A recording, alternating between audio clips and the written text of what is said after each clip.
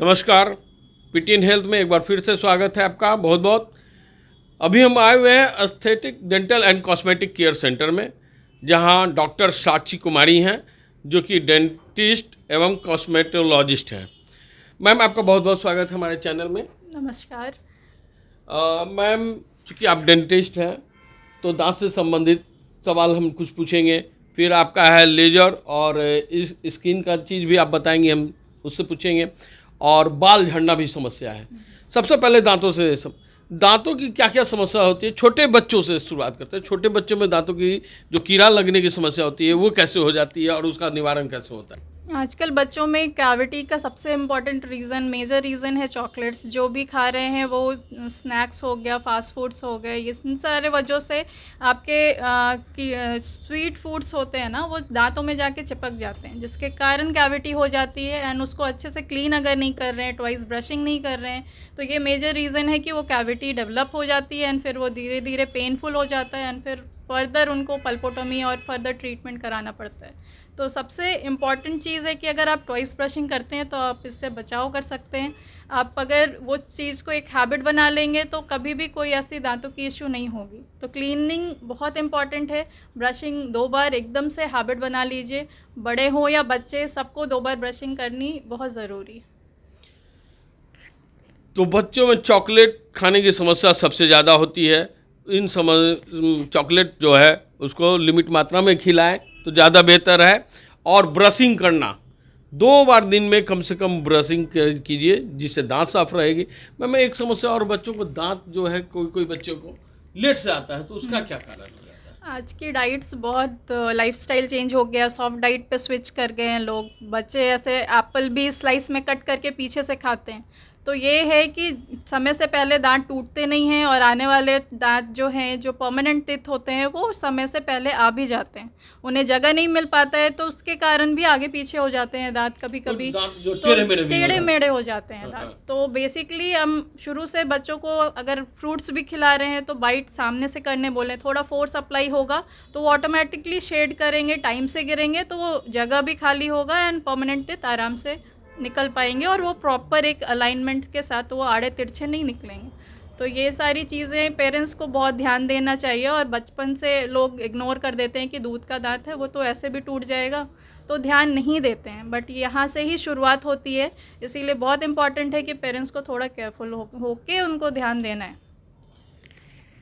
तो मैम का कहना है कि दांतों का ध्यान जो है बचपन से ही देना चाहिए। दूध के दांत जब है उसी समय से दांतों का ध्यान देना चाहिए, अन्यथा नहीं ध्यान देने पे बच्चे का दांत जो है असमय जो आता है या समय से पहले आ जाता है तो स्थान नहीं मिल पाने मतलब नहीं मिल पाता है, जिसके कारण वो टेढ़े मेढ़े हो जाते हैं। मैम, तो ये तो हुई दांतों की समस्या, छोटे बच्चों का हो गया कैविटी। और आप पैडिया जिसको कहते हो, पैडिया किन कारणों से हो जाता है?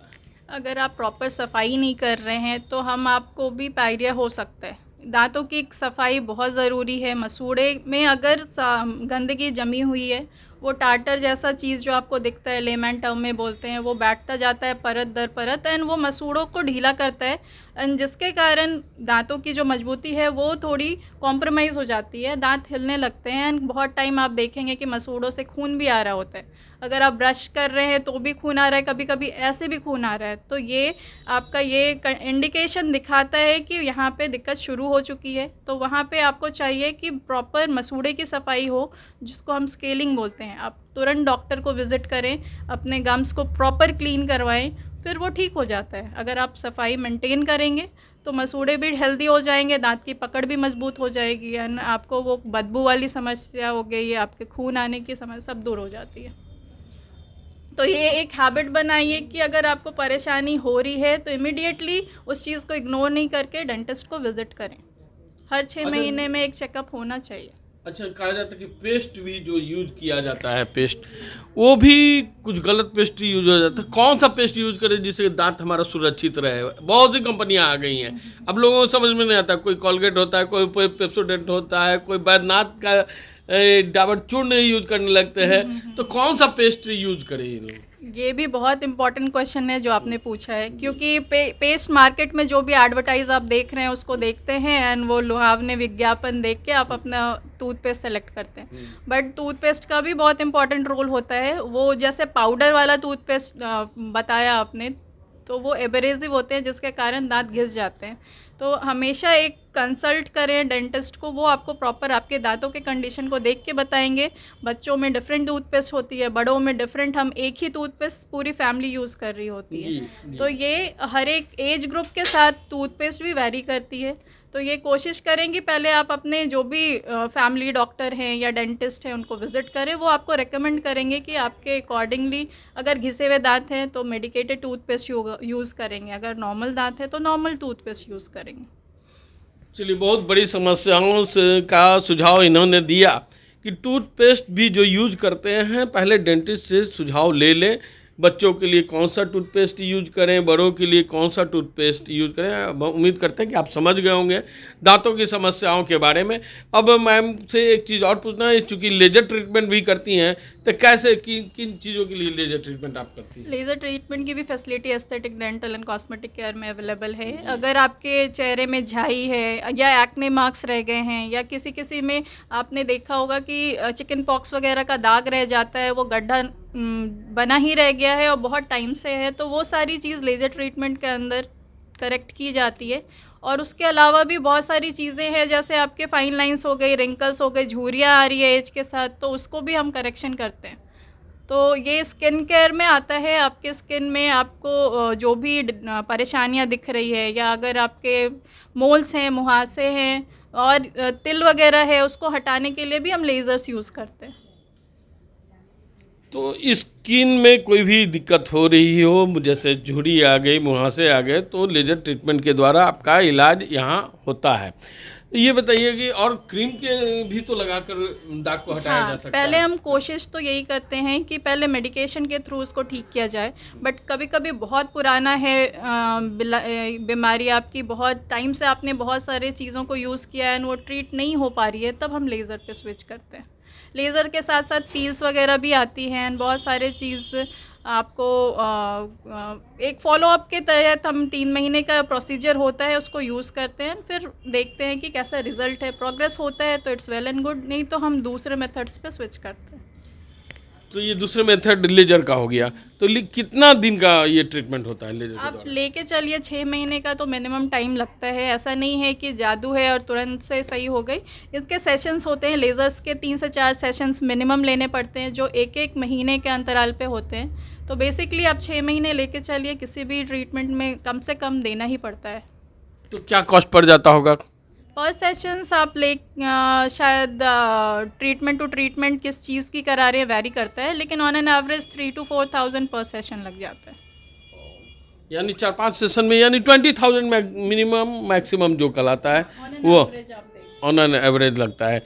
तो आपको अगर कॉस्मेटिक ट्रीटमेंट कराना है लेजर के द्वारा, तो आप अपना पॉकेट जो है 20,000 तक रखें तो ट्रीटमेंट आपका उम्मीदता हो जाएगा। ये 5 से 6 महीना लगता है। रही बात अब बाल की समस्या, सबसे बड़ी समस्या अभी होने लगा है, लड़का हो या लड़की हो, किसी में भी बाल झड़ने की समस्या। ये किन कारणों से बाल झड़ता है और कैसे उसको ठीक किया जाए? आज के डेट में इतना पोल्यूशन है, हम जहाँ पे रह रहे हैं वो एरिया, वहाँ का पानी, वहाँ का खाना, लाइफस्टाइल, बहुत सारी फैक्टर्स है। हार्मोनल इम्बैलेंस के कारण भी, कभी कभी किसी मेडिकेशन के वजह से भी बाल झड़ते हैं। अगर आप प्रॉपर डाइट टेक केयर नहीं कर रहे हैं उस वजह से भी बाल गिरते हैं। तो बहुत सारी रीज़न है और अभी एडल्ट्स में तो ये काफ़ी कॉमन है, ऐसा भी नहीं है। बाल ग्रे होने लगे हैं, कम एज में ही लोगों के बाल ऐसे वाइट दिखने लगे हैं। तो बहुत सारे फैक्टर्स है। Stress is also one of them. बहुत टेंशन और इतना कॉम्पिटिटिव अभी टाइम चल रहा है कि लोग भी, स्टूडेंट्स इवन, बहुत परेशान रहते हैं। उस वजह से भी बाल एक फॉल होने का, हेयर लॉस होने का एक one of the common reason है।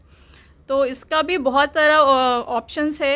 इफ़ लाइक आपकी डेंसिटी बालों की कम हो रही है, ग्रोथ कम हो गया है, फॉल ज़्यादा हो रहा है बट निकल नहीं रहा है, तो 100 स्ट्रैंड्स वेरी नॉर्मल है, रोज़ गिरते हैं। 100 से ज़्यादा नहीं गिरने चाहिए, लेकिन अगर गिर रहे हैं तो वो निकलने भी चाहिए। बेसिकली वहीं पे इम्बैलेंस हो जाता है, जिसके कारण हम स्कैल्प ऐसा दिखने लगता है एंड वो प्रॉपर आप देख पाते हैं कि मेरा ये एरिया पूरा शेड हो रहा है। तो उसके लिए एक पीआरपी ट्रीटमेंट होता है, प्लेटलेट रिच प्लाज्मा बोलते हैं, जिसमें हम आप ही के ब्लड को एक्सट्रैक्ट करते हैं, उससे प्लाज्मा निकालते हैं एंड वो जिस एरिया में स्कैंटी हो गई है, जहाँ पे डेंसिटी कम हो गई है बालों की, वहाँ पे डालते हैं, जो बहुत ही पेनलेस ट्रीटमेंट होता है। एनेस्थीसिया के अंदर किया जाता है, क्रीम बेस एनेस्थीसिया अप्लाई करते हैं एंड हार्डली आधे घंटे का प्रोसेस होता है एंड इसके भी 2-3 सेशन लेने पे काफ़ी अच्छा रिजल्ट होता है। यानी बाल प्रत्यारोपण जो हुआ ये कहलाया। तो इसका समय कितना ट्रीटमेंट बोल रही है मैम? एक हेयर ट्रांसप्लांट होता है और एक ये पीआरपी होता है। ट्रांसप्लांट वहीं पे हम करते हैं जहाँ पे आपको कोई ऑप्शन नहीं है कि आपका वहाँ पे बाल आ पाएगा। जैसे अभी आप देखेंगे कि स्कैल्प के किसी सेक्शन में शाइनीनेस आ गया स्किन में, तो वहाँ जहाँ पे स्किन में शाइन आ गया है वो एरिया में बाल नहीं निकलेगा, तो वहाँ पे तो आपके पास कोई ऑप्शन नहीं है, ट्रांसप्लांट ही करना पड़ेगा। लेकिन अगर आप देख पा रहे हैं कि डेंसिटी कहीं क्राउन एरिया में या सामने के एरिया में कम हो रही है, तो उसमें इनिशियली ही अगर आप पीआरपी करवा लेंगे तो ट्रांसप्लांट से बच जाएंगे।